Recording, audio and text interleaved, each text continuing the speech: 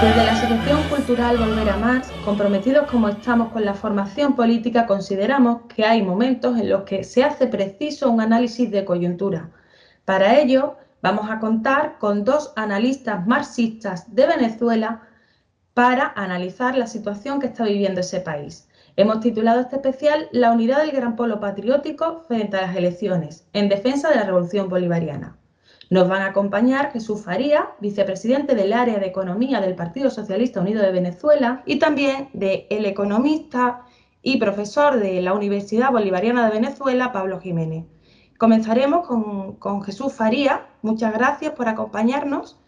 Y vamos a hacer primero unas preguntas generales, un poco de contexto, y después vamos a pasar a una parte más política del acontecer que estamos viviendo estos días sobre las elecciones, en relación con las elecciones que tendrán lugar en diciembre a la Asamblea Nacional y también las divisiones que se están dando tanto en la oposición como dentro de las filas del chavismo.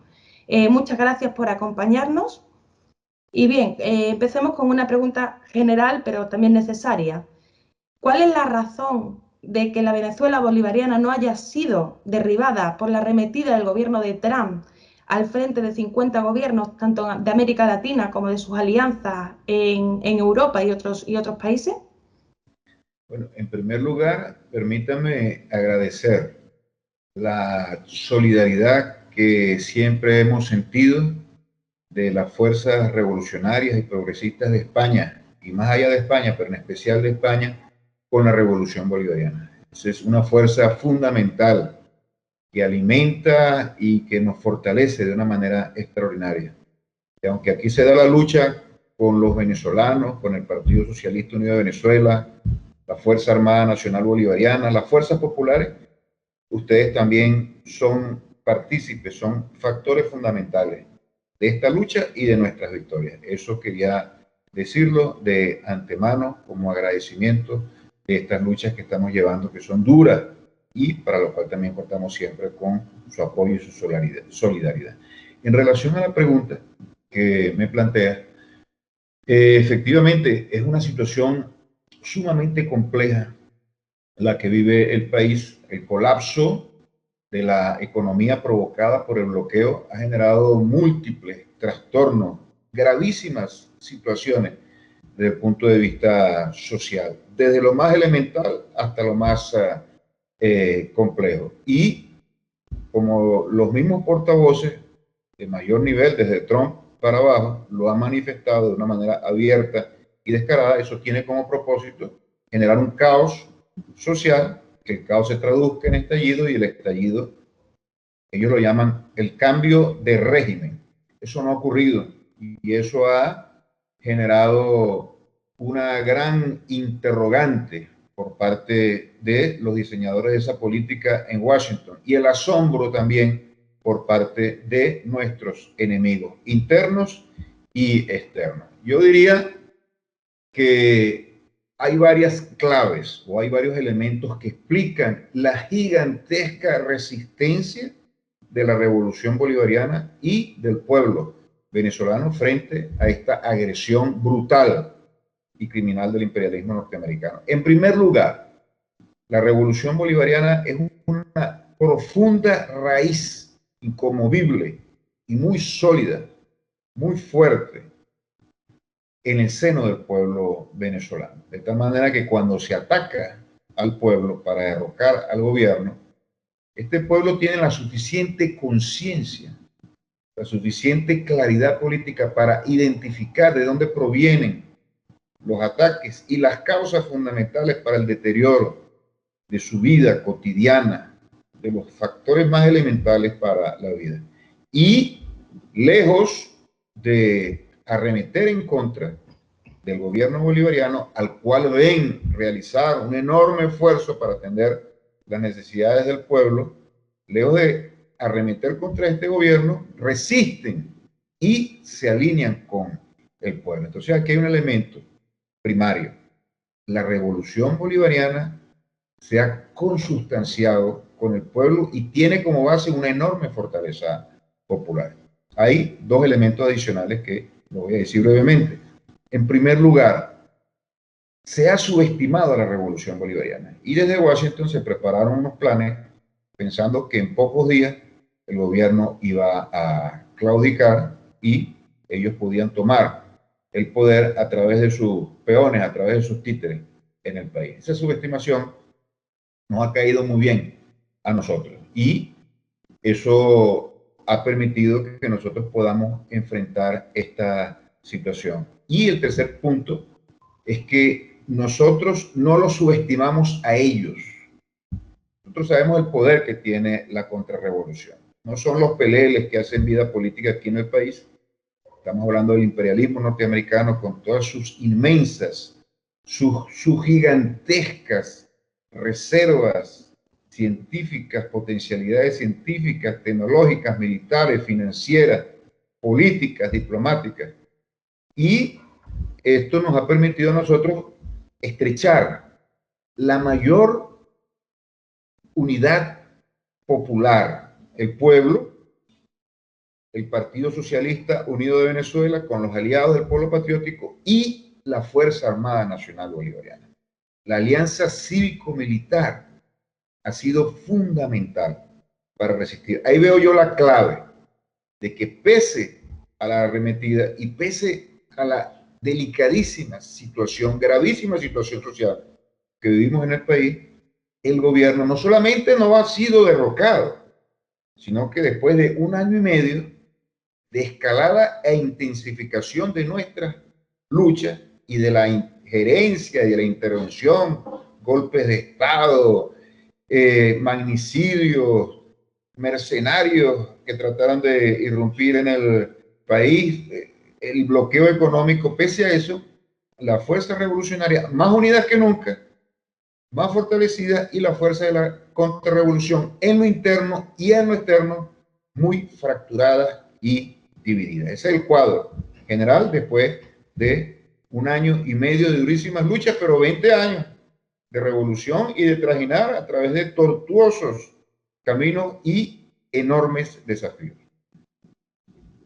Efectivamente, se ha creado esa conciencia popular y hay una fuerza mayor para la resistencia, pero en lo concreto, ¿cómo en esta coyuntura, cómo sale adelante el pueblo en su día a día? ¿Y qué mecanismos se están habilitando para solucionar, digamos, la situación actual, para el solucionar diario? Es una situación muy compleja. Desde el punto de vista económico, brevemente, nuestra economía depende de los ingresos petroleros en un elevadísimo grado. Los ingresos de divisa, que son básicos para la importación, esta ha sido siempre una economía muy dependiente de las importaciones. Estoy hablando desde mediados del siglo pasado.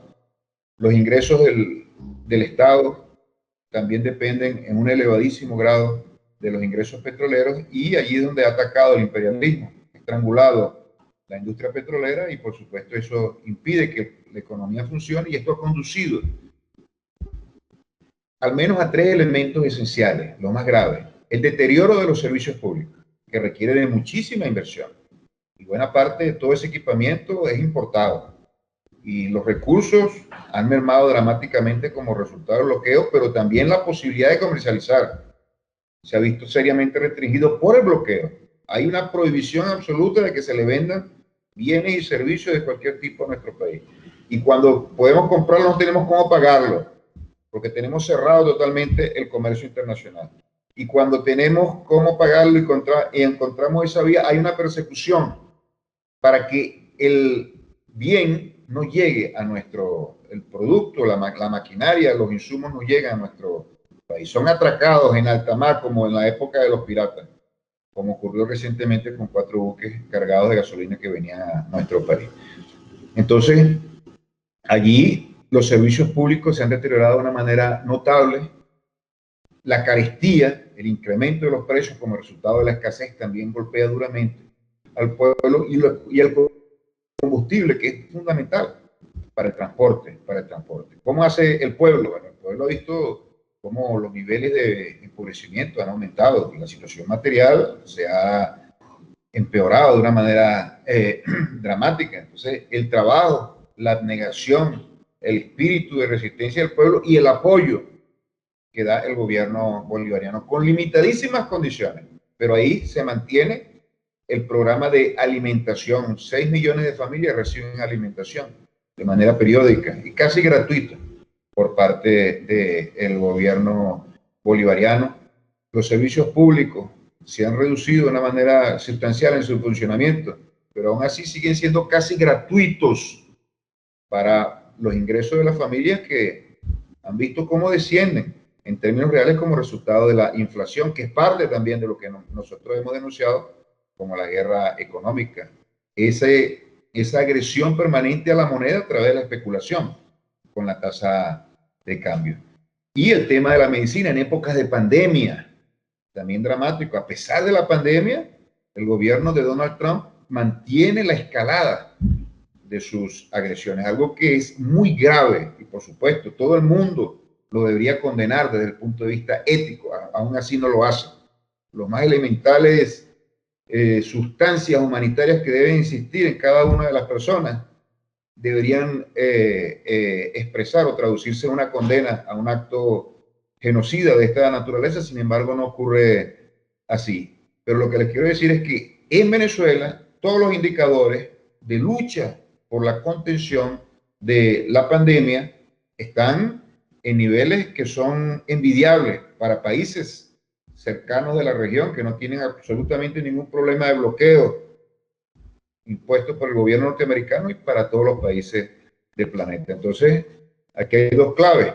¿Cómo enfrentamos nosotros esto? El gobierno bolivariano, con limitadísimas condiciones y factores y elementos financieros para atender a la población, aún así hace un esfuerzo sobrehumano para realizar esa tarea, atender, es un compromiso de un gobierno socialista, consustanciado con las grandes necesidades de nuestro pueblo y el enorme esfuerzo que hace el pueblo venezolano por resistir. Es un acto de heroísmo masivo que nosotros, con nuestras victorias, esperamos que pueda revertirse de una manera inmediata. Estamos hablando ya el año que viene.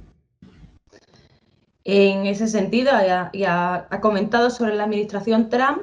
Una previsible derrota de Trump podría suponer una flexibilización o al menos una suavización de la presión contra Venezuela. Yo pienso que sí. Ahí no estamos nosotros en la alucinación o en la utopía de que el gobierno norteamericano o el imperialismo como sistema de dominación, de intervención, de hegemonía mundial vaya a cambiar su naturaleza. No estamos pensando en eso. Pero observamos que cambios que se dan en Venezuela, en América Latina, el Caribe y en el mundo, y por supuesto también en los Estados Unidos, en la política norteamericana, pueden conducir a un cambio en esa dirección. ¿Qué se está observando? La aplicación del bloqueo económico brutal y los resultados. Los resultados han sido notablemente negativos para ellos. En lugar del cambio de régimen, se han alejado tremendamente de ese objetivo. La oposición, que era la fuerza interna que estaban utilizando para ese propósito, está desmantelada, profundamente dividida. En el peor momento, o uno de los peores momentos en los últimos 20 años de revolución bolivariana. En América Latina,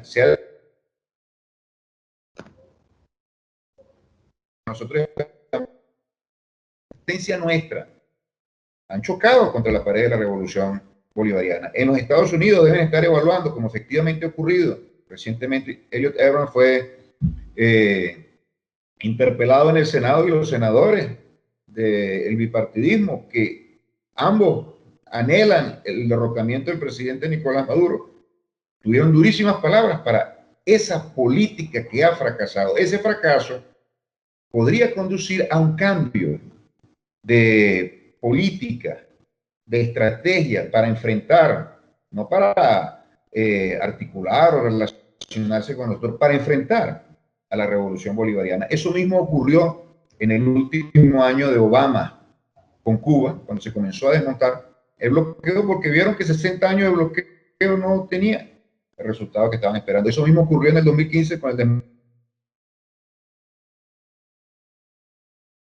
tratado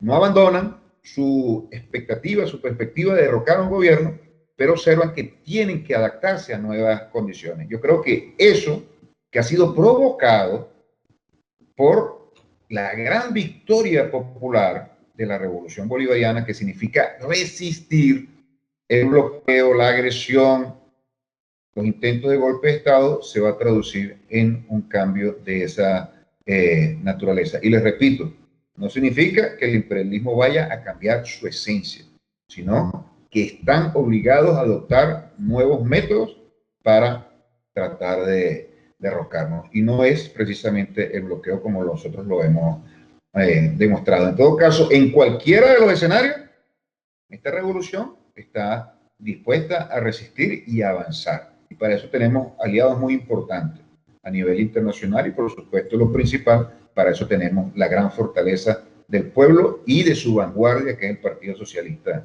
Unido de Venezuela. Ya ha comentado los aliados muy importantes en el sentido de que ese cambio de condiciones, también hay un cambio de condiciones en el plano internacional, que lo hemos visto con alianzas con China, Rusia e Irán con respecto al proceso bolivariano, pero también dentro de la región con proyectos como el ALBA, UNASUR. Y la duda es, en este contexto donde hay gobiernos medianamente independientes en México o Argentina, donde parece que hay movimientos de lucha y de resistencia en otros países cercanos, ¿cómo veis las posibilidades y el cambio de condiciones que se abren dentro de esa estrategia y qué papel ocupa Venezuela en ese eje de resistencia internacional y regional? Yo pienso que estamos frente a una nueva ola o una nueva onda progresista en América Latina. Lo inicia México, sin lugar a dudas que fue algo muy importante, la victoria de López Obrador en México, y después la importantísima victoria del kirchnerismo en Argentina. En otros países estallaron crisis muy importantes, muy significativas. Estas fueron detenidas en su expansión por el COVID-19 y todas las medidas que se tuvieron que adoptar en el mundo para contenerlo. Pero la crisis sigue agudizándose en lo interno y en cualquier momento van a estallar. Estoy hablando de países importantes de la región como Chile, que tiene ahora una constituyente impensable hace un poco más de un año. Perú, que se ha vuelto un verdadero desastre, una crisis permanente, sistemática. Ese sistema político, valga la repetición, dos países muy emblemáticos donde se consumaron golpes de Estado y traiciones, Ecuador y Bolivia, donde existe una alta probabilidad, sobre todo en Bolivia, de retomar el poder en función de políticas progresistas para su pueblo y para la región.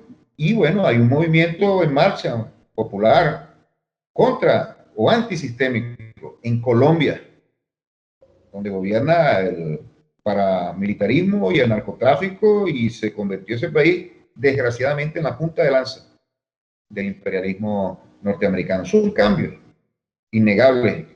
A eso, sin lugar a dudas, ha contribuido la revolución bolivariana.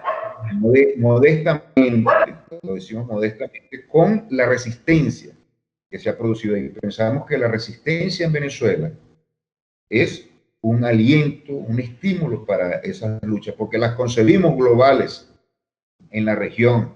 La suerte de la revolución bolivariana, seguramente la suerte de la revolución en otros países.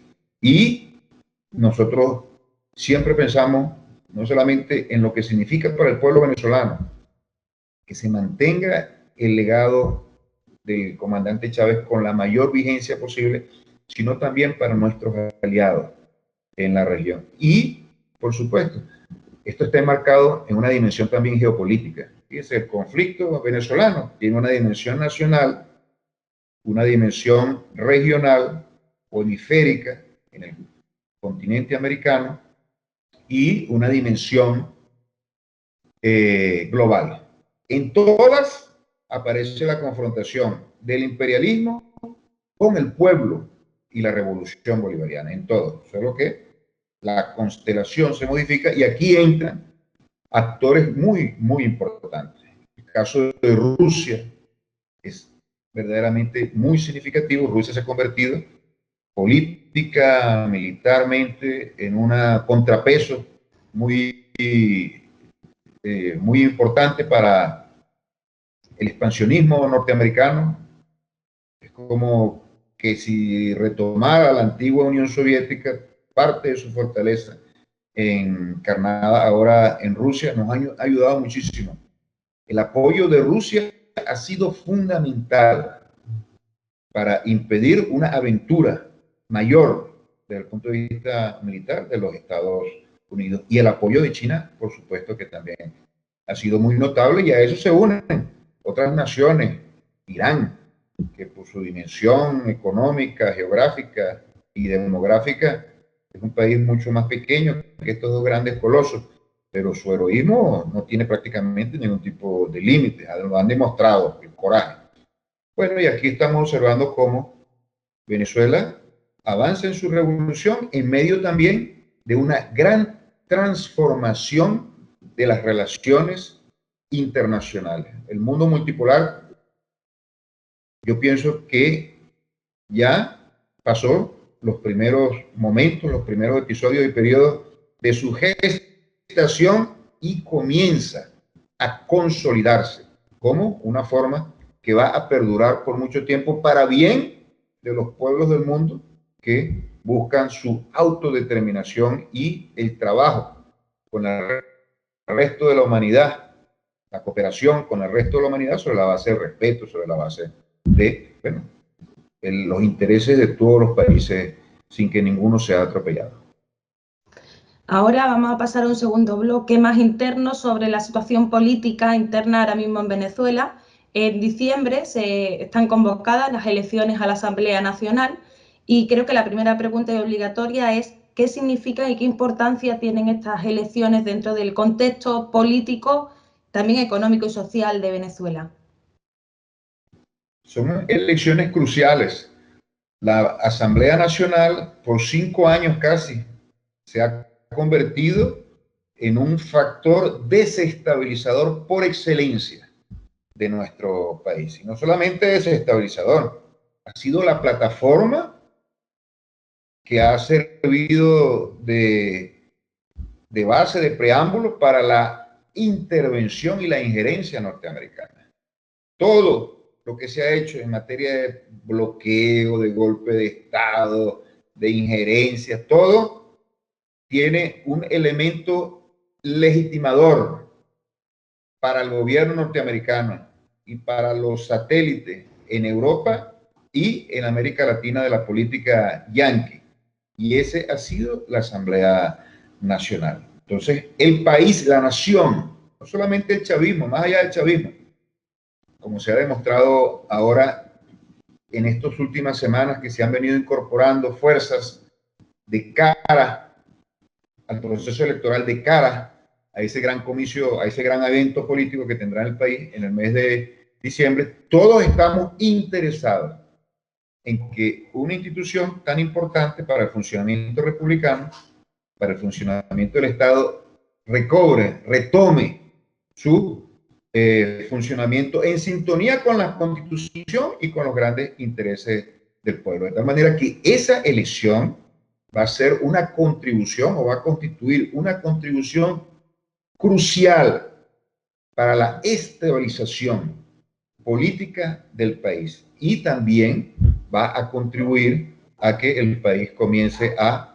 reordenarse desde el punto de vista económico. Y ese es el gran temor que tiene el gobierno de Donald Trump y por eso están desatados con una furia incontrolada para tratar de boicotear y sabotear esta elección, porque saben que constituirá una gran victoria para el país y será una señal muy clara para todo el planeta. ¿Cuál es la señal? Los venezolanos están en condiciones de resolver sus problemas internos en paz, sin la injerencia de ninguna nación extranjera y mucho menos de una potencia imperial, que nosotros comprendemos perfectamente qué intereses están ocultos detrás de cualquier tipo de acción del imperialismo norteamericano cuando interviene en los asuntos internos de nuestros países. De tal manera que será un evento de trascendental importancia. Uno de los eventos y sucesos de mayor importancia que vamos a tener nosotros en los últimos años.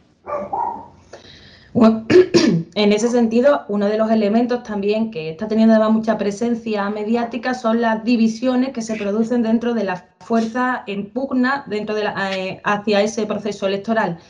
De entrada, ¿qué lectura saca de la división que se produce dentro de la oposición al chavismo? Por un lado, Guaidó al servicio de Trump, por otra parte, Capriles y por otra parte, ese grupo moderado que sí ha negociado con el gobierno. ¿Qué lectura hace de esa división de la oposición? Esa división es el resultado de las derrotas monumentales que han sufrido durante los últimos años. Debemos recordar que todas esas fuerzas políticas estaban unidas en torno a Guaidó, en torno a su estrategia de golpe de Estado dirigida desde Washington. Todos estaban unidos y chocaron y fracasaron de una manera estrepitosa en sus propósitos criminales. Y todos sabemos que toda derrota trae como consecuencia repliegues, divisiones, fracturas y replanteamientos. Y aquí nosotros observamos con beneplácito, muy satisfechos, que hay fuerzas políticas de la oposición que al menos en este escenario y en esta coyuntura electoral han asumido posiciones democráticas, constitucionales, y se le unen o se le han unido en el transcurso de los últimos días y semanas otros factores. Es producto de esa crisis que vive la oposición como resultado de las derrotas. Y aquí se observan ramificaciones de todo tipo. Tú lo has mencionado. Hay tres grandes toletes. Uno que dirige Guaidó, otro que dirige María Machado, que es de los más ultra reaccionarios, que son los que están arengando y propiciando y exigiendo incluso una intervención militar extranjera. Y está un grupo que está dispuesto a participar en el proceso electoral. Dentro de esos toletes hay otras agrupaciones. Hay una división muy marcada y muy seria. Nosotros le tendemos la mano y le damos la bienvenida al ámbito de la democracia y del juego político en función de las reglas y de las normas constitucionales a todas las fuerzas que se quieran sumar. Y allí está el decreto de indulto firmado por el presidente, incluso magnánimo en estos momentos, para contribuir a normalizar y a estabilizar todo después de una durísima confrontación y crear las condiciones para que estas fuerzas políticas vayan a las elecciones con la confianza.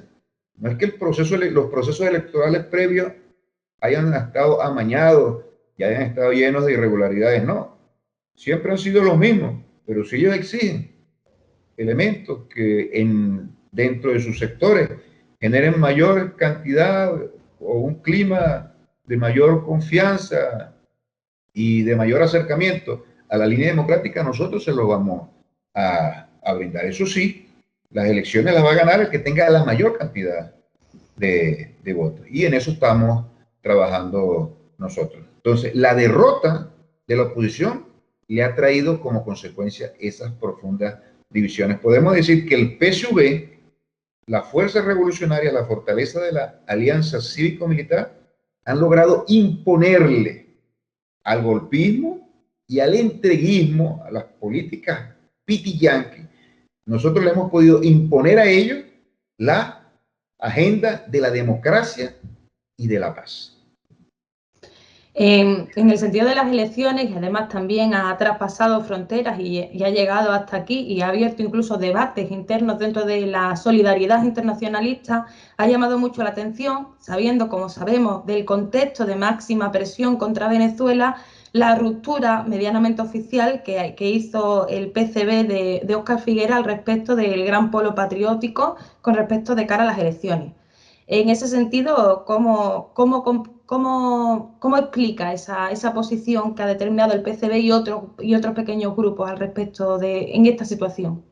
Yo te agradezco mucho esa pregunta porque eso nos permite a nosotros aclarar a nuestros amigos, a nuestros camaradas en España y más allá de España, en qué consiste esa situación. Por lo que he leído, allí se ha contaminado con mentiras y medias verdades todo lo que atañe a la política de las fuerzas revolucionarias en nuestro país. Al respecto, quisiera manifestar lo siguiente. En primer lugar, el Partido Socialista Unido de Venezuela y en general las fuerzas revolucionarias de nuestro país, las que participan en el Gran Polo Patriótico, siempre han mantenido la política de la unidad más amplia para fortalecer a la revolución bolivariana y para luchar contra el imperialismo. Eso fue una premisa del comandante Chávez, una premisa del comandante Chávez. Y la unidad durante toda la revolución y especialmente después de la tragedia que significó el fallecimiento del comandante Chávez, ha tenido un patrimonio fundamental, una base muy sólida para sostenerse. Imagínense todos los desafíos que se nos han presentado. Y ese patrimonio fue la unidad política, la unidad partidista, la unidad de los factores sociales y políticos que apoyan a la revolución, la unidad militar, la unidad cívico-militar, en todos los aspectos. Y el comandante Chávez lanzó su testamento de manera dramática, llamado, apasionado a todo nuestro pueblo, 8 de diciembre, su última locución al país antes de su fallecimiento. La unidad de los patriotas frente a las amenazas que se veían venir y ante la enfermedad del comandante Chávez y que ya la habíamos experimentado en el pasado. Y nosotros con bastante asombro hemos observado la actitud fundamentalmente del Partido Comunista de Venezuela, de romper con la unidad. Y este es un primer elemento. Cuando se habla de la división de las fuerzas de izquierda, de las fuerzas populares, de las fuerzas bolivarianas, no es cierto eso, como lo han querido mostrar algunas personas. No se trata de la división de la fuerza. Se trata de una escisión, de un desprendimiento de un partido político, uno, que venía participando en la fuerza revolucionaria. Lo demás son grupos trotskistas y otros grupos que nunca estuvieron en la unidad popular. Entonces aquí se alega un conjunto, una argumentación que tiene poca lógica, o por decirlo de alguna manera es profundamente contradictoria. Entendemos que cada partido tiene su autonomía y que esa autonomía la tiene que desarrollar, tiene su pleno derecho. Nadie le está discutiendo eso a nadie. Nosotros como PSV también tenemos nuestra autonomía. Ahora bien, lo que se alega es lo siguiente. Se desprenden del polo patriótico por diferencias que hay con el gobierno bolivariano. Nosotros preguntamos lo siguiente. Si es cierto que el imperialismo es el principal enemigo de la humanidad, estamos hablando de la revolución bolivariana, de la humanidad. Si es cierto eso, si es cierto que estamos siendo agredidos brutalmente como nunca antes, Venezuela, por un poder imperial, por los Estados Unidos. Si es cierto que hay un bloqueo que aspira a caotizar el país, si todo eso es cierto y los representantes y voceros del Partido Comunista dicen que eso es cierto, y nosotros a su vez le agregamos, y ellos también en el Partido Comunista, que para enfrentar a ese enemigo fundamental hay que unirse con toda la fuerza progresista, más allá de las diferencias que no solamente existen, sino que es bueno que existan. ¿Cómo se explica que un escenario de confrontación de esa naturaleza, donde el enemigo fundamental está plenamente identificado, donde la tarea fundamental de sobrevivencia de la revolución está plenamente establecida, cómo se explica que una fuerza comunista pueda jugar a la división de la fuerza revolucionaria? Hay un contrasentido enorme. Y aquí solamente podemos concluir dos cosas. O no es cierto que hay agresión imperialista y que hay una amenaza para la revolución bolivariana, por lo cual una división no tendría mayores consecuencias, o, por otra parte, es cierto eso, lo del imperialismo, pero la división obedece a otro tipo de consideraciones que no están determinadas por la amenaza y la coyuntura actual que vive nuestro país. Y ambas cosas son muy graves, porque una implica una mentira o un engaño abierto en su discurso, y otra implica prácticamente un acto de traición. Afortunadamente, nosotros desearíamos que estuviésemos todos juntos, no les quepa la menor duda, y se han hecho gigantescos esfuerzos para eso. Pero nosotros tenemos la suficiente fortaleza para seguir avanzando. Y en ese avance estamos seguros que con nuestras victorias y el fracaso de esa política divisionista, vamos a crear las condiciones para que revisen y reflexionen y se reincorporen a la unidad patriótica. Es algo muy elemental. No hay absolutamente ninguna diferencia, ninguna, por muy profunda que sea. Supuestamente las políticas económicas neoliberales y otras cosas más estrafalarias todavía que dicen del gobierno bolivariano, o correctivos y que hay que hacerle a la política del gobierno de Nicolás Maduro, pero no dicen nunca en qué consiste en concreto eso, más allá de las cuestiones generales. Pero nada de eso, ninguna de esas diferencias puede justificar que se produzca una escisión. Y no solamente que se produzca el deslinde, sino que se propicie y se estimule una mayor división aún. Eso es algo verdaderamente criminal, si nos apegamos al discurso de que realmente estamos frente a una gran amenaza del imperialismo norteamericano en medio de una terrible injerencia y, por otra parte, intervencionismo. Entonces, la política nuestra siempre ha sido de la unidad y seguirá siendo de la unidad. Ahora, lo que no podemos permitir son chantajes. Y lamentamos profundamente que el Partido Comunista esté realizando una campaña en el exterior para desprestigiar con mentiras y calumnias al Partido Socialista Unido de Venezuela y aprovechar la solidaridad del resto de los partidos comunistas para tratar de dividir, paralizar, hacer retroceder a todo ese movimiento de solidaridad con la revolución bolivariana que ha jugado un papel tan crucial en la defensa de nuestro proyecto bolivariano, de nuestro proyecto chavista. En todo caso, eso es lo que nosotros creemos. Y cuando alguien venga a decirle que este es un gobierno neoliberal, que le digan exactamente cómo puede ser un gobierno neoliberal. Un gobierno que atiende a su población, que da ese apoyo tan gigantesco en pandemia o fuera de la pandemia, en medio del bloqueo.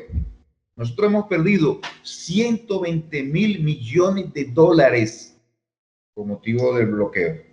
En este año no han entrado ni siquiera medio millardos, 500 millones de dólares a las arcas del Estado por concepto de exportaciones petroleras. Ni siquiera eso para un país que estaba acostumbrado a importar 30.000, 40.000, 50.000 millones de dólares. Y aún así, aquí hay políticas de alimentación, políticas de vivienda, educación gratuita, salud gratuita. Es un gobierno neoliberal. Bueno, es un verdadero disparate señalar a un gobierno de esa naturaleza como un gobierno neoliberal. Tenemos que cambiar alguna política, que hagan las propuestas. ¿Qué tipo de política? Hay que cambiarla, pero que la digan con cifras, hay que aumentar los salarios. Han dicho recientemente, ¿qué quisiera más un gobierno revolucionario?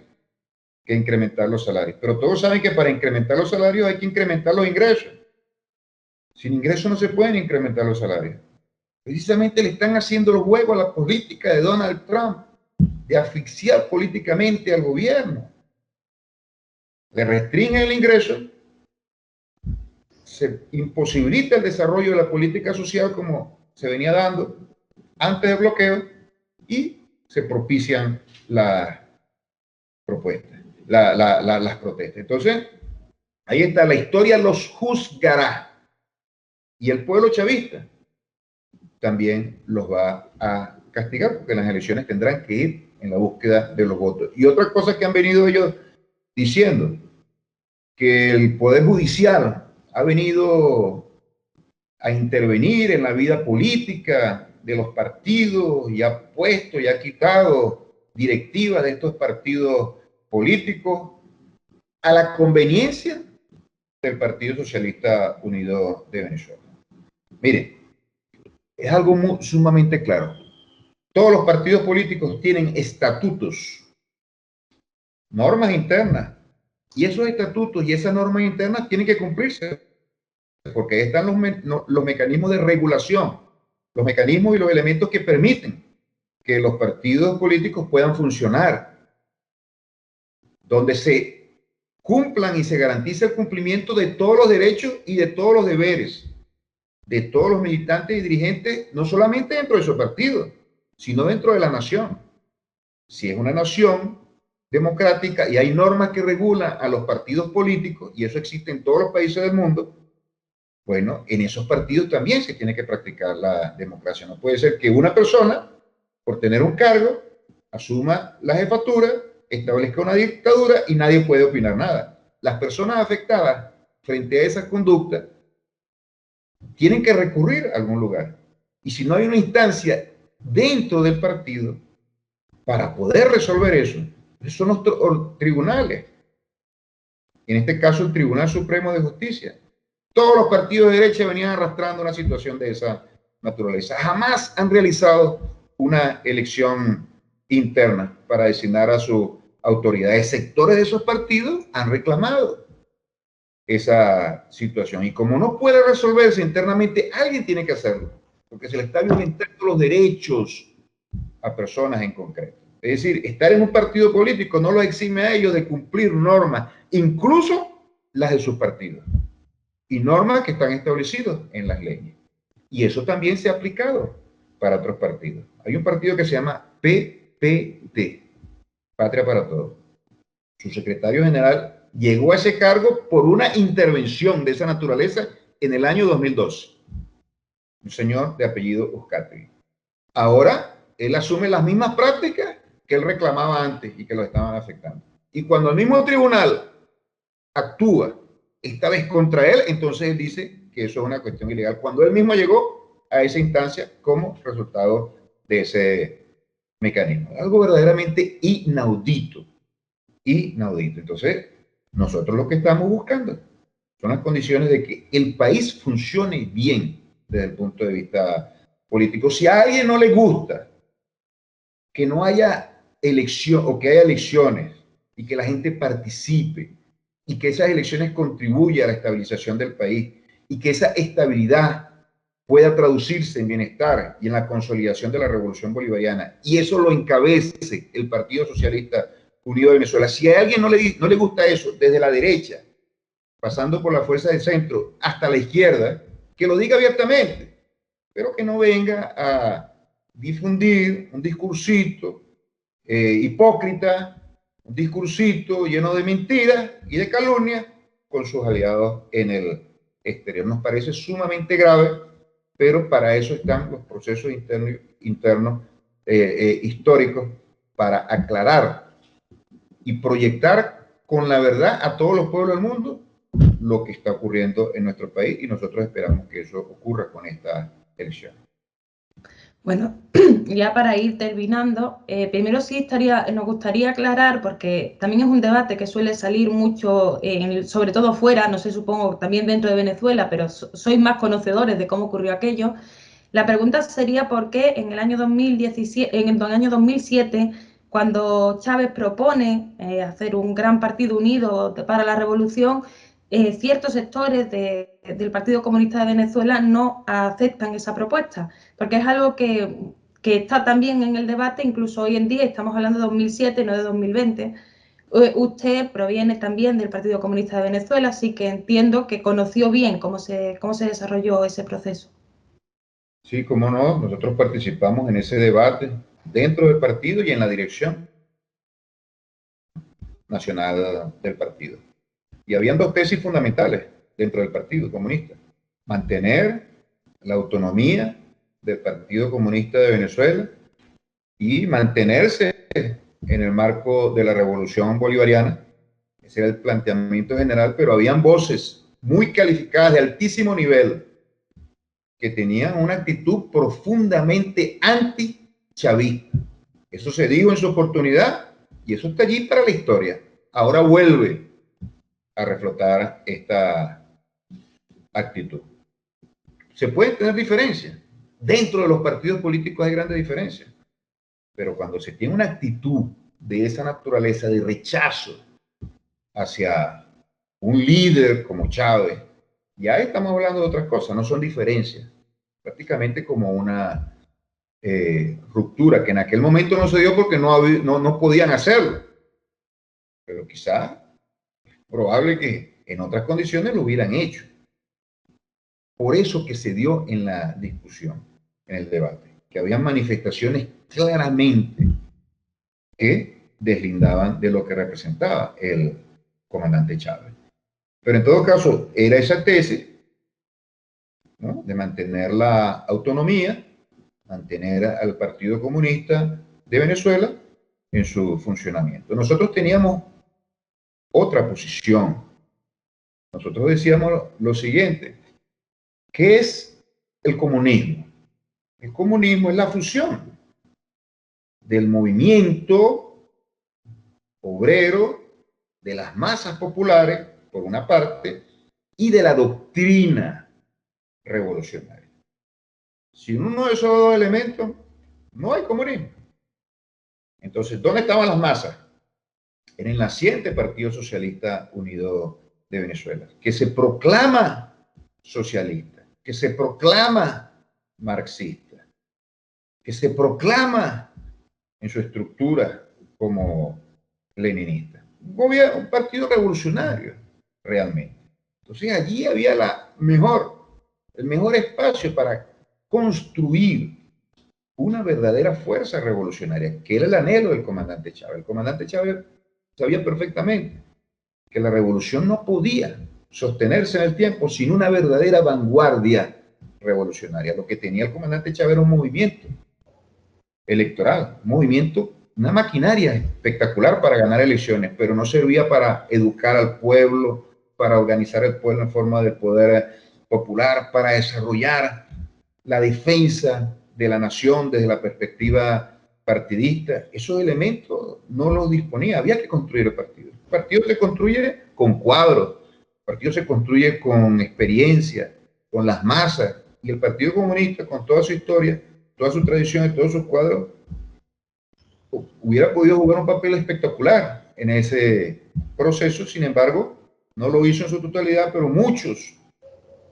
de los dirigentes y los militantes nos fuimos al Partido Socialista Unido de Venezuela. Y ahí vamos, avanzando. Se nos puede criticar de muchas cosas porque todavía tenemos deficiencias, algunas de ellas importantes, pero lo que ha hecho el Partido Socialista Unido de Venezuela, encabezar al pueblo y derrotar al imperialismo yanqui en su arremetida más brutal contra con cualquier pueblo latinoamericano en los últimos años, no es poca cosa.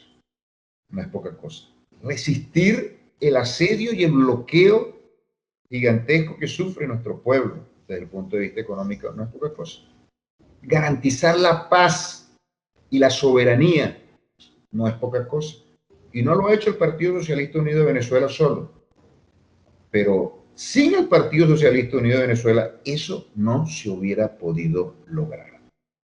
Y este Partido Socialista Unido de Venezuela siempre se ha mantenido al frente del pueblo, con enorme prestigio, precisamente porque está en el pueblo sufriendo todo lo que sufre el pueblo.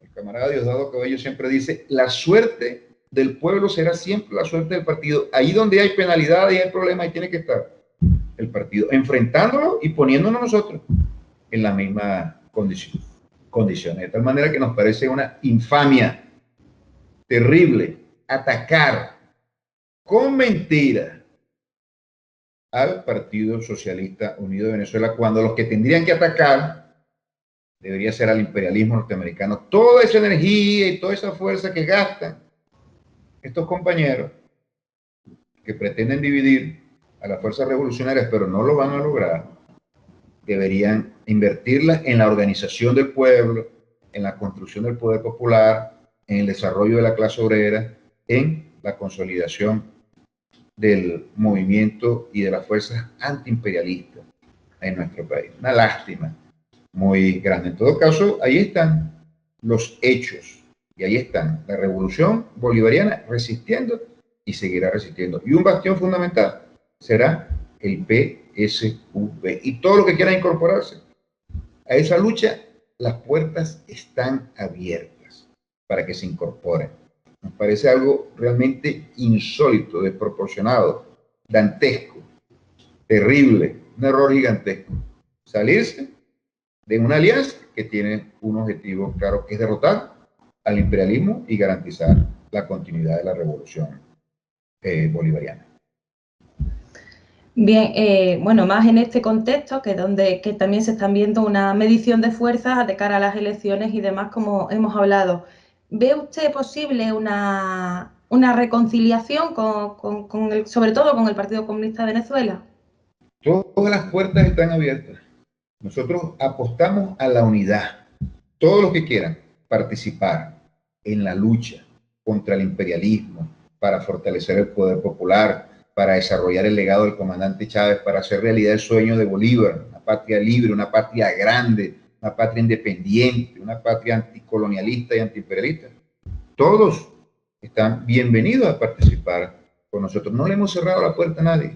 Más bien ahora están participando fuerzas que en un momento renegaron, se fueron y tuvieron que volver. Una fuerza, si es realmente revolucionaria, no va a abandonar definitivamente la vía de la revolución. Lo podrá hacer esporádicamente, podrá cometer desviaciones como se están generando en estos momentos, extravíos muy, muy lamentables como se están haciendo en este momento. Pero si es verdaderamente una fuerza revolucionaria, va a retomar el cauce de la revolución, y eso es lo que nosotros esperamos. Eso es lo que nosotros esperamos que ocurra. Bueno, para terminar, ¿qué le diría a los comunistas de los pueblos, distintos pueblos del Estado español, para seguir fortaleciendo esos lazos de solidaridad que afortunadamente han existido durante todos estos años con la Revolución Bolivariana? Bueno, reiterar lo que decía al comienzo de esta entrevista, manifestar nuestro mayor y más sincero agradecimiento por esa fuerza extraordinaria, esa fuerza impactante que es la solidaridad internacional. Quizás ustedes allá no están plenamente conscientes de lo que eso significa para nosotros. Para ustedes puede ser eso algo cotidiano, algo de todos los días.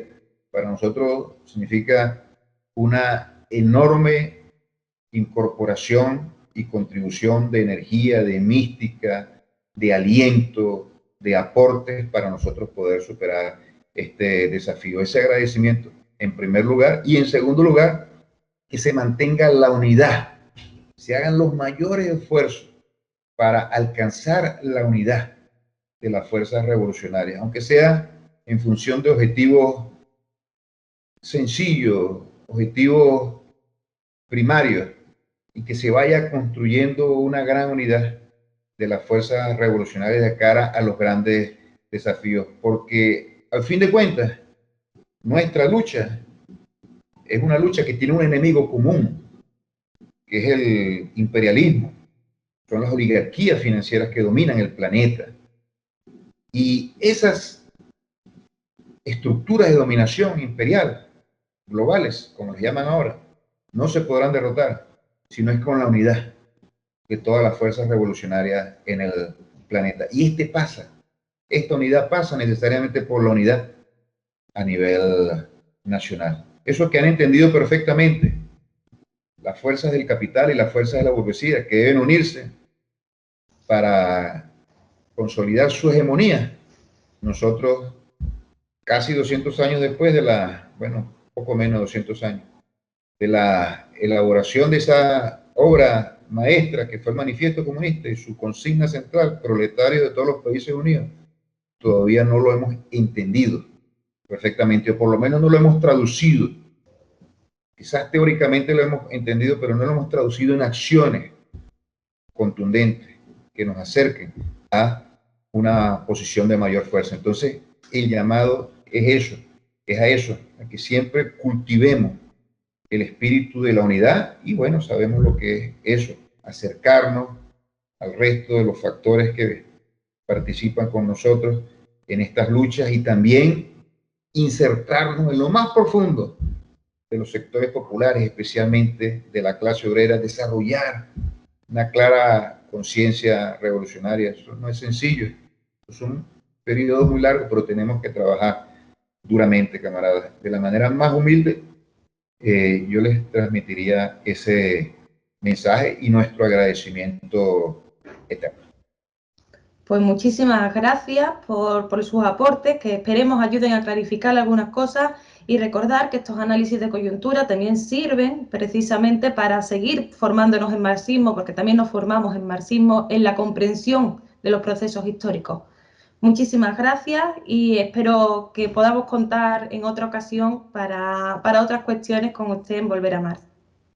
Con muchísimo gusto, estoy a su completa disposición, y yo soy parte de ese equipo. Ya aquí se ha construido una gran alianza internacional. Les deseo mucho éxito en esa tarea fundamental de la revolución, el desarrollo de la conciencia revolucionaria. Lo están haciendo de una manera extraordinaria, que tienen un gran círculo de difusión donde ha llegado el mensaje que ustedes vienen desarrollando, y conmigo cuentan incondicionalmente para esa tarea tan importante. Las ideas de Marx y las ideas de Lenin, esas ideas inmortales que seguirán iluminando a la humanidad, y será una guía, un faro que nos conducirá a nosotros a victorias muy importantes, más temprano que tarde.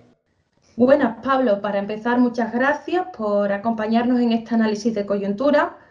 Es necesario aclarar también una serie de cuestiones más de carácter económico que se han abierto también desde una perspectiva militante. Se han puesto en cuestión una serie de elementos internos sobre Venezuela, y también desde una perspectiva marxista, qué aportes podemos hacer a ese debate. Así que muchas gracias por acompañarnos, eso de entrada, y cuando quieras, pues comenzamos. Comencemos, pues. Bien, la primera pregunta, un poco de carácter general, sería en relación con las sanciones. ¿Cómo están repercutiendo esas sanciones en el día a día a la sociedad y al pueblo venezolano? Y sobre todo, si consideras que al corto y al medio plazo esas sanciones pudiesen flexibilizarse o incluso desaparecer. Bueno, las sanciones afectan al conjunto de la economía, desde los sectores con actividades más pequeñas hasta los más grandes. En un principio, como parte de la propaganda, se planteó desde los sectores de la derecha de que esas sanciones estaban destinadas solo a funcionarios del gobierno, ¿sí? Pero luego la propia historia, ya en el año 2018 y sobre todo en el 2019, pudo evidenciar que las sanciones afectan a la industria petrolera, afectan a las finanzas públicas, las finanzas del gobierno, afectan a las empresas privadas, afectan a las pequeñas empresas y afectan a las economías domésticas, afectan en general a toda la población.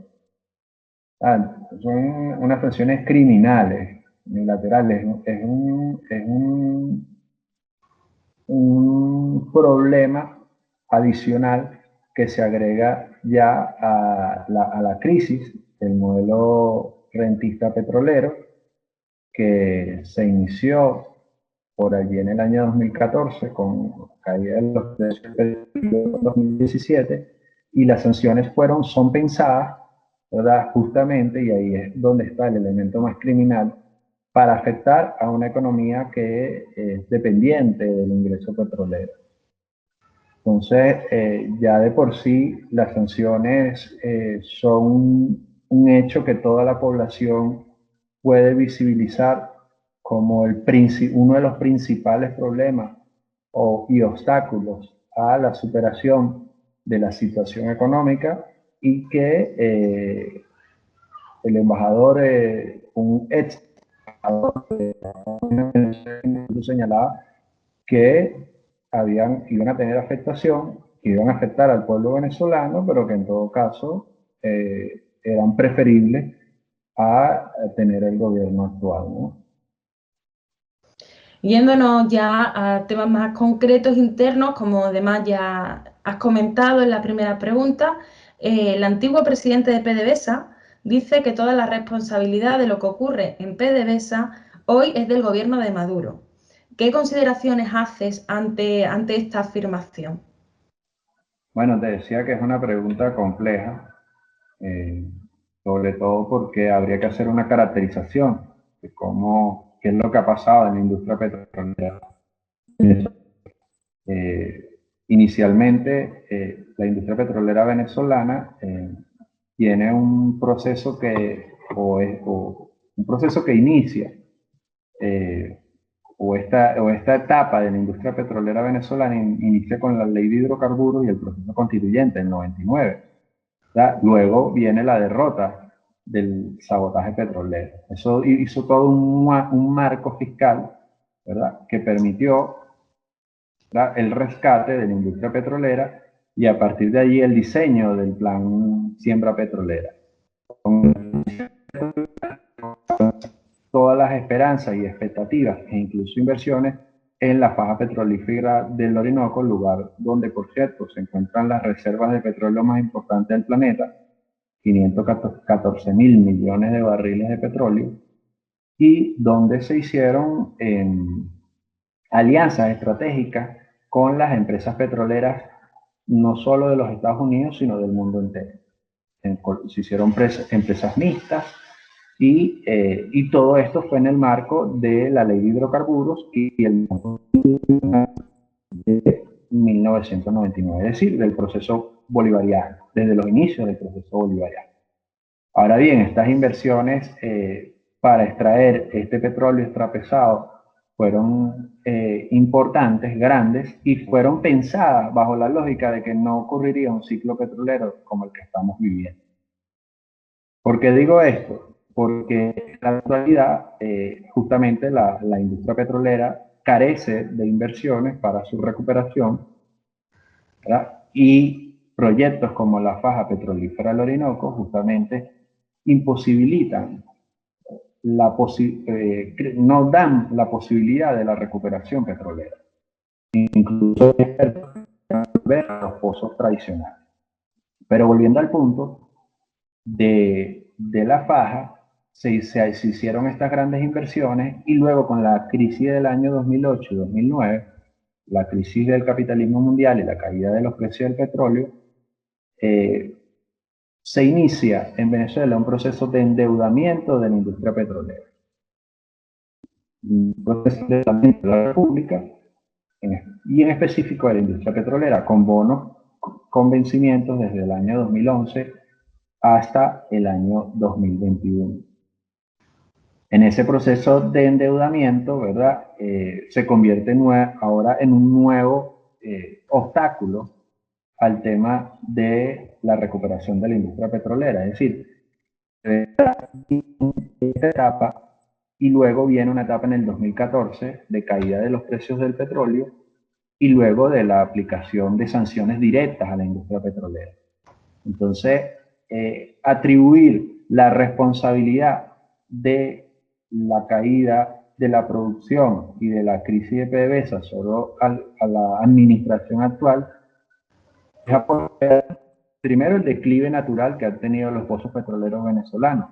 Segundo, el proyecto o la apuesta que significó la faja petrolífera del Orinoco, donde se colocaron grandísimas inversiones que hoy son imposibles de sostener, ¿verdad? Y además de eso, el proceso de endeudamiento que inició con la administración del anterior presidente de PDVSA, el señor Rafael Ramírez, y que además es una gestión en la cual se ha comprobado que existieron malos manejos y manejos o distorsiones administrativas, que hay casos, ¿no?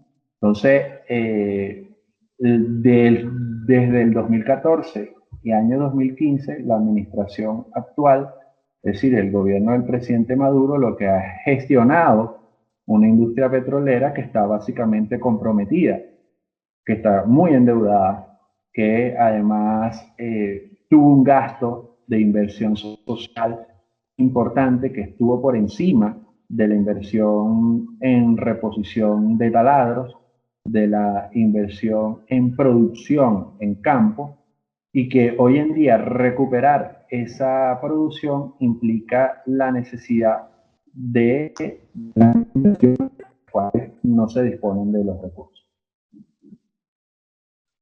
En ese sentido, ¿es posible reconstruir la industria petrolera o estamos hablando de algo que costará mucho esfuerzo dadas las circunstancias actuales? Es posible, pero el obstáculo fundamental es la relación histórica con los Estados Unidos, justamente. Los Estados Unidos fue nuestro principal cliente petrolero desde más de 100 años de explotación petrolera, de desarrollo del imperialismo petrolero en Venezuela. De hecho, la relación o el desarrollo del capitalismo en Venezuela está en relación a la industria petrolera, ¿verdad? Y son las empresas estadounidenses las que han estado en nuestro país desde esa época, desde el año por lo menos 1926 a nuestros días, en el cual las exportaciones de petróleo sustituyeron a los demás productos. Entonces, si nuestro principal cliente, con que además tenemos la contradicción fundamental, nos aplica sanciones, nos aplica un bloqueo financiero, nos aplica un bloqueo a la industria petrolera en específico, esto crea problemas, ¿verdad?, para la recuperación de la industria. Ese es el principal obstáculo. El otro obstáculo, bueno, como te digo, el proceso de endeudamiento en que incurrió la industria, ¿verdad? Tanto para sostener el modelo rentista petrolero, ¿verdad?, que lamentablemente se perpetuó desde el año 2004, por lo menos hasta el 2014. Y otro de los obstáculos es justamente el qué hacer con esa relación que hay con ese conjunto de empresas que además son de los más diversos países aliados de Venezuela para adelantar estas inversiones. Hay propuestas, hay estudios ya sobre esto, quiere decir que es posible el rescate de la industria petrolera.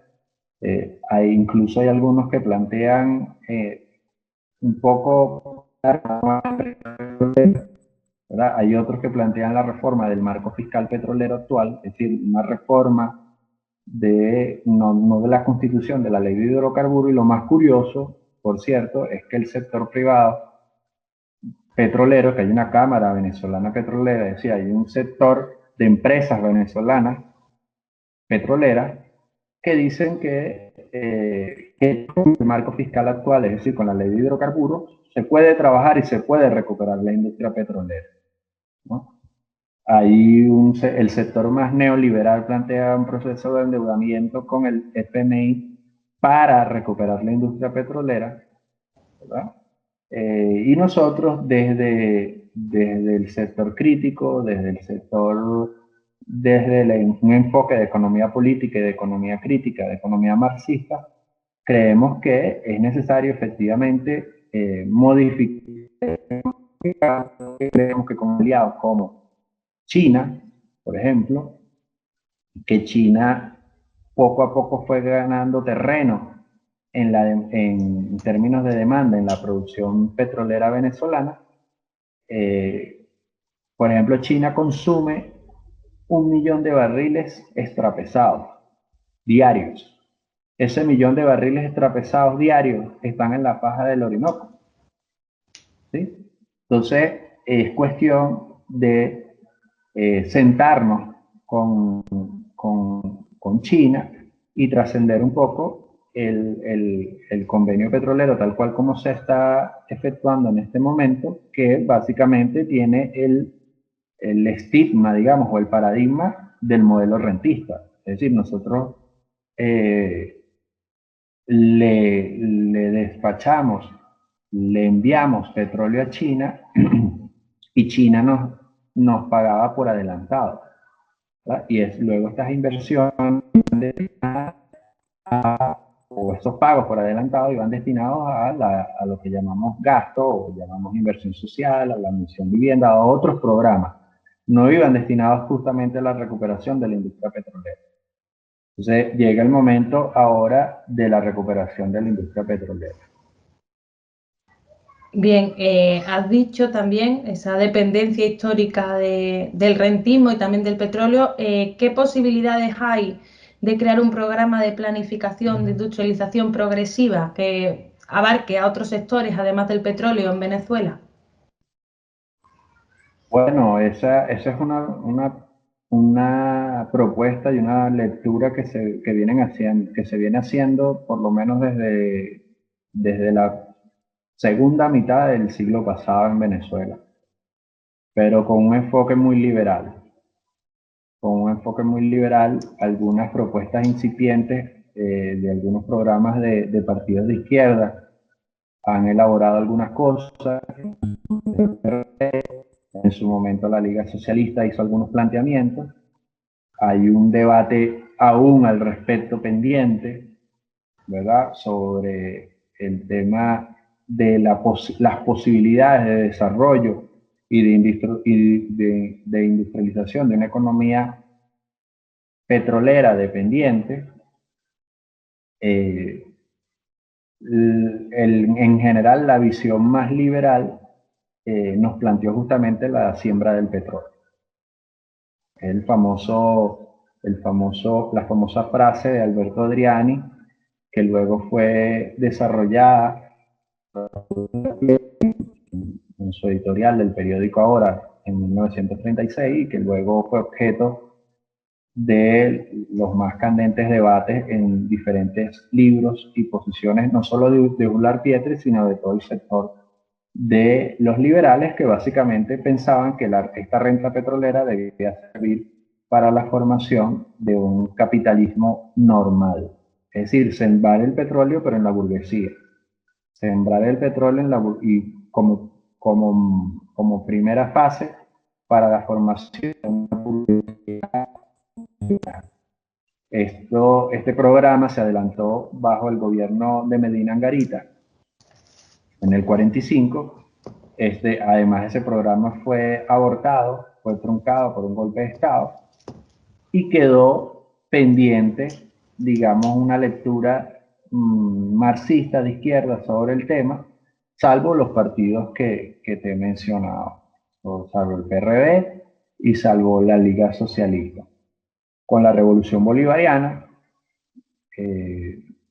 a cargo de el ministro Chávez, que era Jorge Giordani, él escribió un libro muy interesante al respecto que se llama El socialismo rentista o el socialismo petrolero.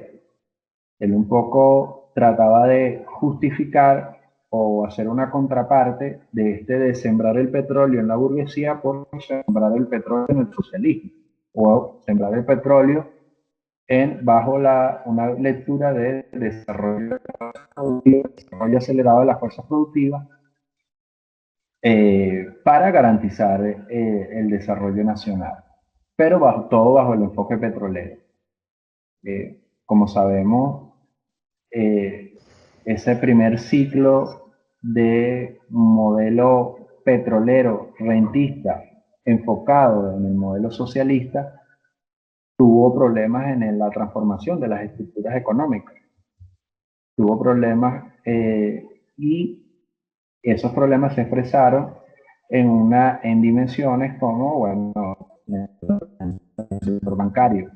Por ejemplo, el sector bancario y el sector financiero fue uno de los sectores que más creció en esta primera etapa del ciclo, ¿no? Se habla, el Banco Central de Venezuela maneja una cifra de más o menos 300.000 millones de dólares que tienen venezolanos en activos en el extranjero. O sea, ocurrió una fuga de capitales, ocurrió un conjunto de problemas estructurales propios del capitalismo que llevaron más bien hacia el desarrollo de una burguesía parasitaria, a un fortalecimiento y que, bueno, nos sigue quedando la tarea pendiente de cómo transformar esa estructura económica y trascender a un proceso de industrialización. Sigue siendo una tarea pendiente. Recientemente un ministro de Agricultura de Venezuela habló sobre la formación de una burguesía revolucionaria, sobre la necesidad de la formación de una burguesía revolucionaria, concretamente el ministro Castro Sotelde.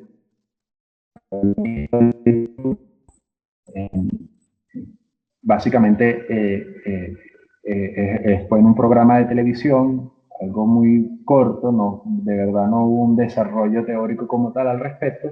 Sin embargo, él hace una cita o hace una interpretación de la lectura de un libro de Orlando Araujo que se llama Venezuela Violenta, donde Araujo hace una caracterización de la burguesía venezolana, que es una burguesía, si bien en un país dependiente, es una burguesía quizás una burguesía parasitaria, pero que efectivamente obtiene beneficios, obtiene tasas de ganancia muy superiores a la de los países industrializados, a la de los países desarrollados.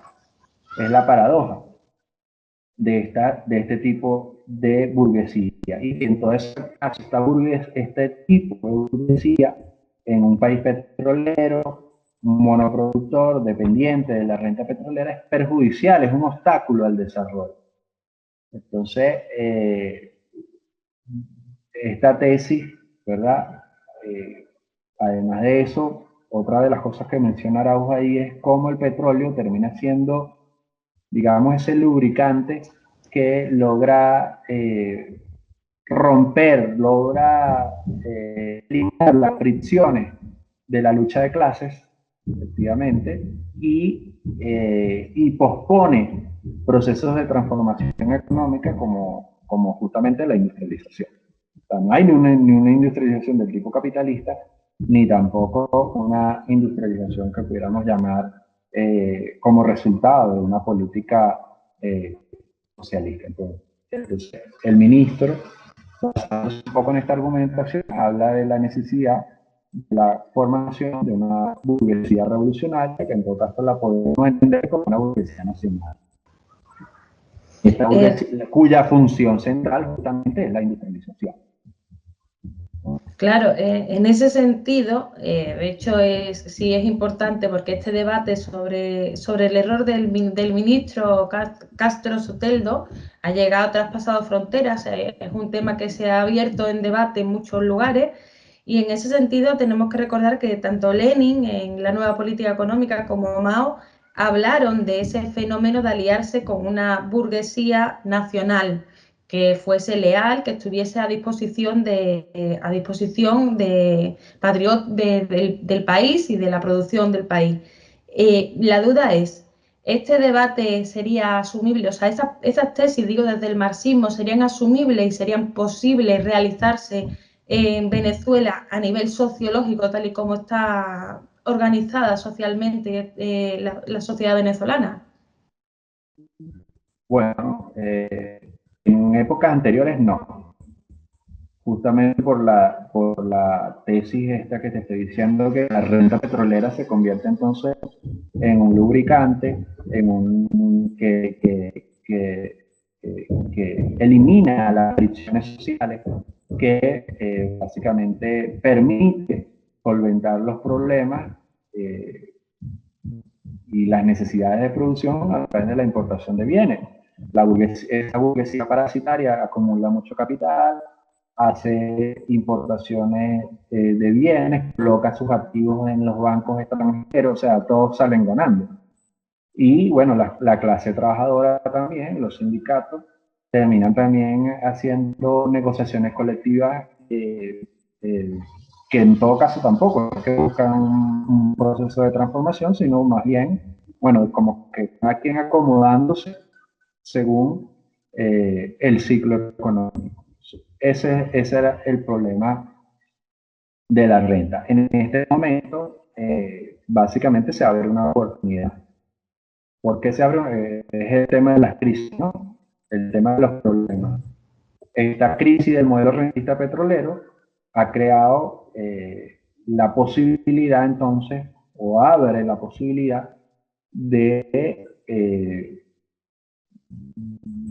desarrollar planes económicos en este sentido, de estabilizar la economía. Recordemos que, no te lo había mencionado, pero Venezuela vivió algo así como este proceso de endeudamiento externo, llevó, bueno, que los pocos ingresos petroleros que se estaban obteniendo, una parte se dedicara a deuda y otra parte se dedicara al gasto social.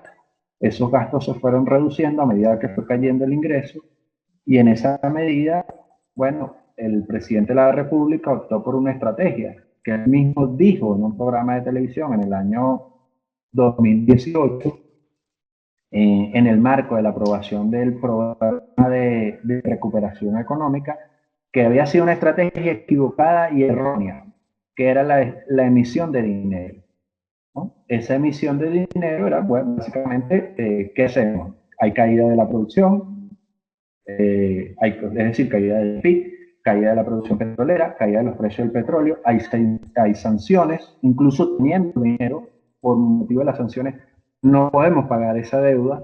Es decir, es un cuadro muy complejo y en ese cuadro lo que quedó fue, bueno, el tema de la emisión de dinero. Esa emisión de dinero motivó básicamente el proceso hiperinflacionario. O sea, Venezuela es un país también de inflación estructural. Eh, y entre el 2017 y el 2019 tuvimos 17 meses continuos de hiperinflación. Esos 17 meses con hiperinflación son tasas de inflación superiores al 50%. Es decir, es una crisis en toda su dimensión, en la cual, bueno, hay que tomar decisiones económicas prácticas, ¿no? Entonces, en ese contexto, la gente en el exterior, los grupos de solidaridad, el movimiento revolucionario en el mundo nos pregunta, bueno, ¿cómo fue que hicieron los venezolanos para sobrevivir? Bueno, de las crisis surgen oportunidades, ¿no?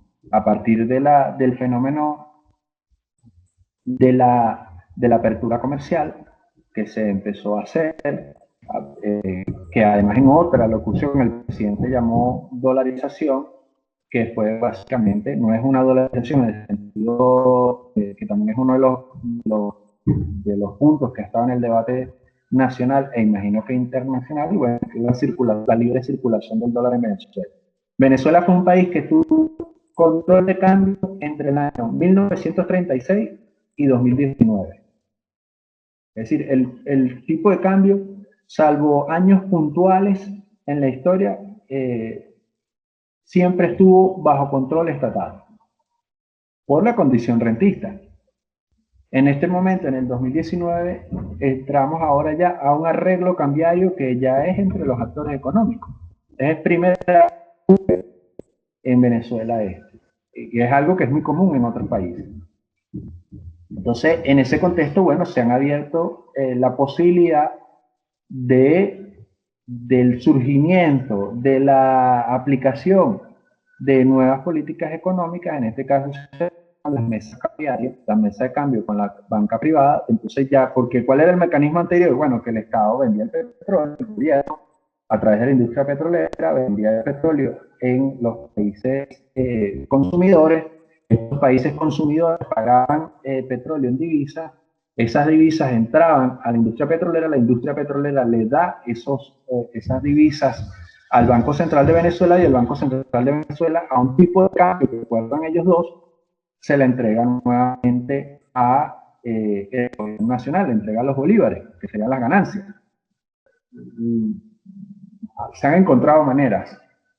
O sea, las crisis crean a su vez oportunidades.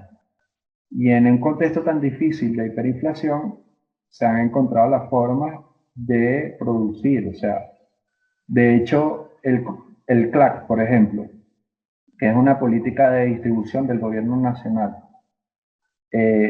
a los inicios del ciclo económico, el componente importado del CLAC era casi que el 100%.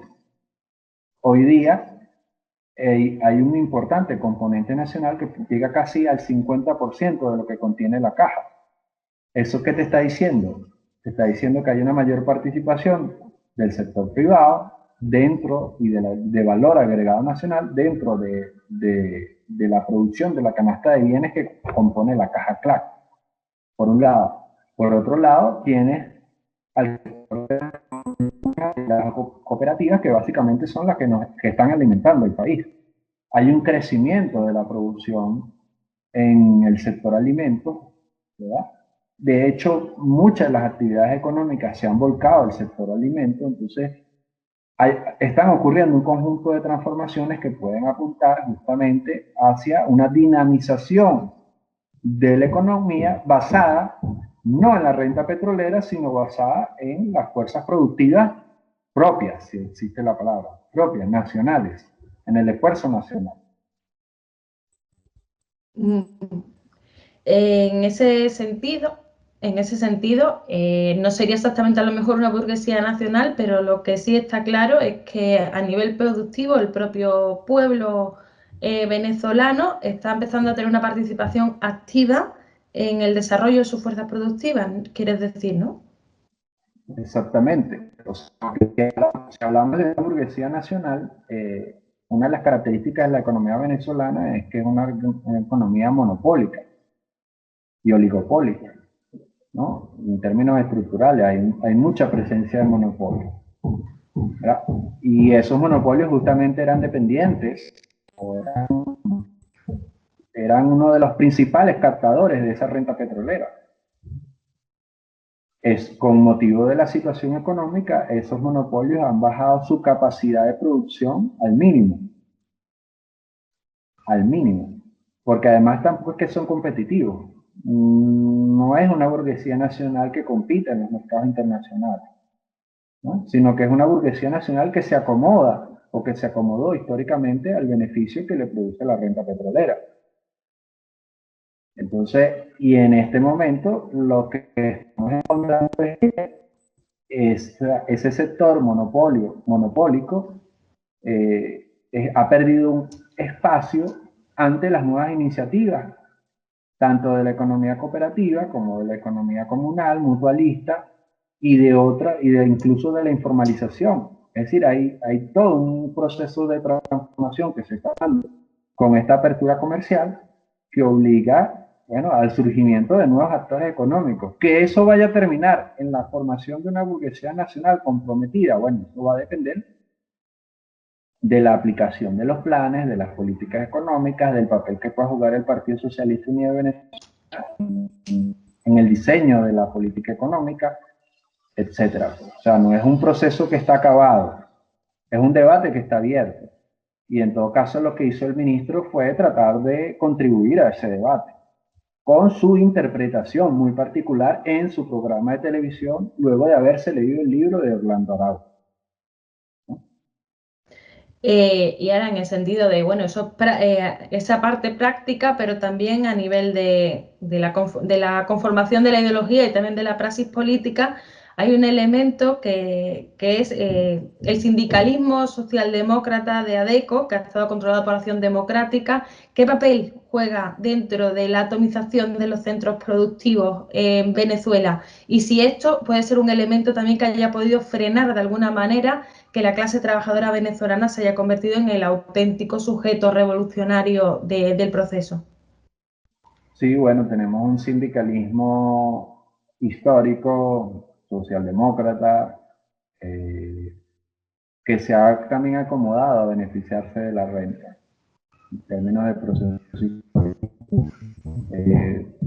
Sus principales expresiones eran los trabajadores de la industria petrolera, por cierto, en un momento, que por cierto se acomodaron también o eran muy propicios a un concepto que se llamaba ahí la meritocracia, y que fue un parte y del sabotaje petrolero del 2002, ¿verdad? Donde por cierto fueron por su participación en el sabotaje petrolero, donde básicamente detuvieron la industria petrolera. No había combustibles en Venezuela, no había un taladro funcionando, no hubo ingresos petroleros, simplemente fue un brazo caído, dejaron de trabajar todos, ¿verdad? Y luego de esto fueron despedidos un grupo importante, unos 17.000 de estos que supuestamente eran meritócratas, que solo ellos sabían de petróleo, solo ellos sabían de industria petrolera. Ese es el sindicalismo que teníamos. Luego hubo grandes esfuerzos por parte del movimiento bolivariano por formar un nuevo sindicalismo. Nació la Central Bolivariana de Trabajadores. Ahí hay unos actores importantes petroleros. El actual presidente de la Central Bolivariana de Trabajadores, Will Rangel, viene de los sindicatos petroleros, por cierto. Pero aún falta mucho allí. También tenemos los trabajadores de Guayana, que son como también otros trabajadores muy característicos, muy simbólicos del sector de la fuerza de trabajo en Venezuela. Y en Guayana, bueno, es otra, también es, lo que pasa es que Guayana y petróleo son industrias de enclave. Por ejemplo, la industria petrolera absorbe el 0,5% de la fuerza de trabajo en Venezuela, es decir, una fracción muy minúscula. Y las industrias también absorben una fracción muy minúscula de la industria de la fuerza de trabajo en Venezuela. Y solamente dinamizan una o dos ciudades, que es Puerto Ordaz, y allí también hay un grupo de trabajadores que en un momento dado estuvo muy abocado al tema reivindicativo y de hecho hubo procesos de conflictividad con el tema de la negociación de los sueldos y salarios. En todo caso, hay una deuda pendiente en términos del tema sindical en Venezuela. Y básicamente el tema cultural, el tema del paradigma, es fundamental superarlo para avanzar en este tema. Aún dentro de los sindicatos está vigente ese tema de la negociación colectiva, pensando que los ingresos petroleros van a resolver el problema. No se mira que no hay una visión de largo plazo en términos de, bueno, si queremos mejorar los salarios reales, si queremos mejorar la condición económica del país, si queremos desarrollar las fuerzas productivas a largo plazo, ¿ya? Y construir un modelo socialista que permita, además de las reivindicaciones sociales, las reivindicaciones materiales y de vivir en mejores condiciones y en condiciones de igualdad, todos, hay que producir más. Y si hay que producir más, entonces hay que mejorar la productividad del trabajo, ¿no? Entonces, en esa medida, bueno, hay una discusión que ha tocado mucho en Venezuela sobre el tema de la caída de los salarios últimamente. Ha sido una discusión política que por cierto se está usando en el escenario electoral. Esta discusión también la usó el sector de la derecha tradicional en el contexto de esos primeros años de la crisis, es decir, dentro del contexto del año 2013, 2014, como parte de la campaña para las elecciones parlamentarias, ¿verdad? Recordemos que venía subiendo la inflación, que estábamos inmersos en este proceso de endeudamiento que te estuve describiendo hace un rato, y ese discurso fue usado de forma populista y el rédito electoral que le permitió a la derecha tomar la mayoría de la Asamblea Nacional. Incluso ellos ofrecieron la dolarización del salario. Un partido de derecha que se llama Primero Justicia. Luego el candidato presidencial de 2018, Nicolás Maduro, Henry Falcón, también ofreció la dolarización del salario, incluso estableció un monto del salario mínimo, dijo que podía pagar $100 de salario mínimo, y al mismo tiempo, aunque eso no lo comunicó mucho, no lo comunicó mucho, pero básicamente era ese salario mínimo de $100 era posible en un contexto de endeudamiento con el Fondo Monetario Internacional, en el marco de un programa de ajuste. Entonces, es un tema sensible, es un tema que se viene usando. El salario real ha caído y el principal afectado son los trabajadores del sector público. En el sector de en los sindicatos de trabajadores del sector público, aún hay mucho trabajo pendiente por hacer, ¿verdad? En términos políticos, en términos sociales, pero en términos del sector privado, esta caída de los salarios no es tan marcada, ¿verdad? Porque el sector privado ha estado como generando estas nuevas transformaciones económicas que te venía comentando. Entonces, es un tema que sigue estando en el debate y sobre el cual la revolución bolivariana, en todo caso, tuvo desde sus inicios una política de que el salario mínimo estuviese a la par. De hecho, se aumentaba el salario mínimo todos los años. Todos los años, el 1 de mayo, y había incrementos del salario mínimo y había diálogo constante con las organizaciones sindicales. Luego, a partir de 2014-2015, estos salarios mínimos, estos incrementos del salario, al menos ocurrían 4 o 5 veces al año. Se marcó récord. Durante la era Chávez se aumentó el salario como unas 14 veces. Durante el gobierno del presidente Nicolás Maduro se ha aumentado el salario más de 20 veces en estos 6 años. O sea, hay años en los cuales se ha aumentado 4 veces, años en los que se aumentaron 5 veces el salario mínimo. Entonces, creo que la discusión con los sindicatos, en conclusión, debe trascender lo meramente sindical y debe tener una perspectiva de largo plazo, mirando las posibilidades de que esos incrementos salariales sean sostenibles. Y solo serán sostenibles en la medida que haya un incremento de la producción, en la medida que se incremente la productividad y que alcancemos la estabilidad económica que todos esperamos. Bien, en ese sentido, como has dicho antes, crisis también es oportunidad y también es aprendizaje.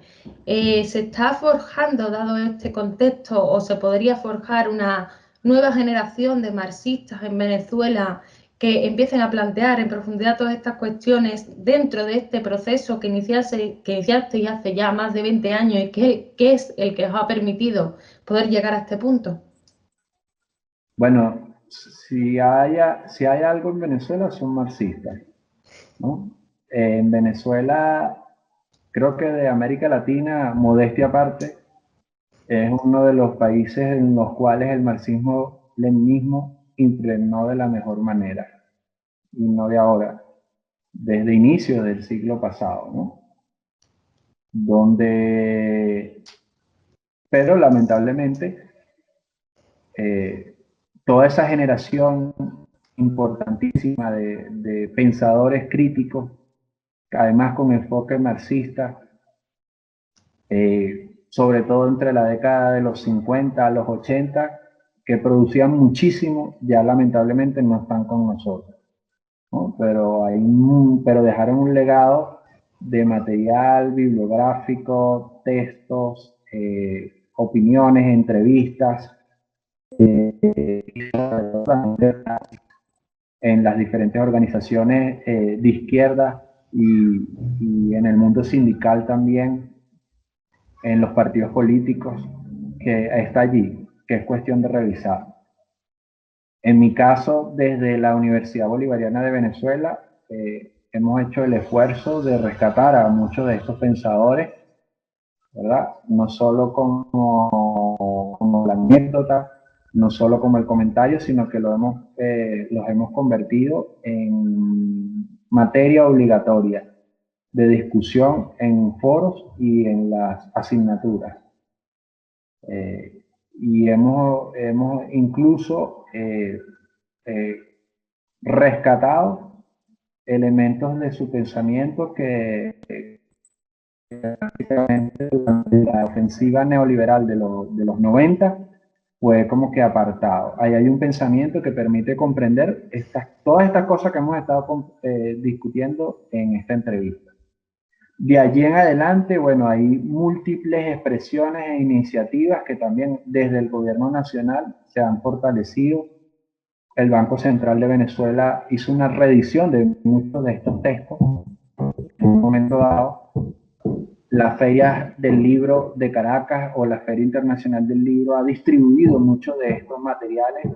Han nacido también no solo el programa de economía política del UVB, sino otros institutos, espacios de encuentro y de discusión sobre el marxismo en Venezuela. Y además de eso, hay incluso programas de televisión, como el de Escuela de Cuadros o la Biblioteca del Pensamiento Marxista, que está en YouTube.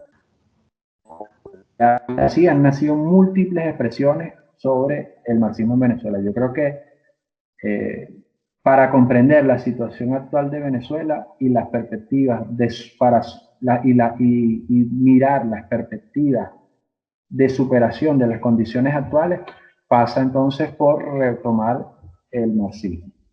Pasa por retomar Marx, pasa por revisar las experiencias de construcción del socialismo en el siglo XX, las experiencias europeas, ¿verdad? Las experiencias en Asia y las experiencias en América Latina, los aprendizajes y enseñanzas que dejó el Chile de Allende, las experiencias y enseñanzas que dejó Nicaragua, ¿verdad?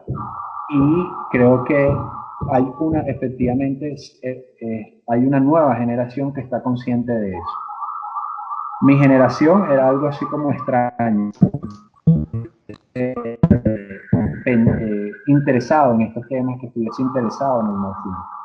Las nuevas generaciones de venezolanos disponen de todas estas alternativas y posibilidades que te estaba mencionando para comprender los problemas actuales de Venezuela y los problemas futuros. Pues muchísimas gracias. Si por último quieres añadir algo más, pues... Bueno, me gustaría en todo caso agradecer a Volver a Marx por esta entrevista,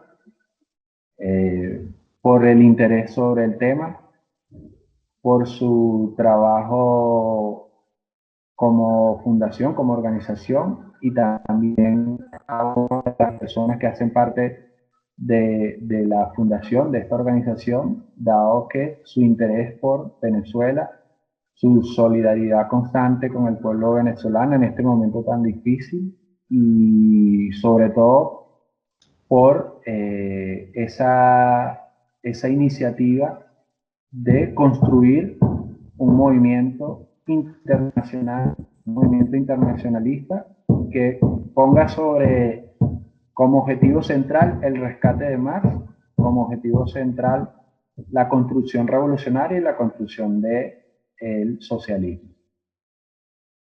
Pues gracias a ti, Pablo, y nos vemos pronto. Vale, gracias.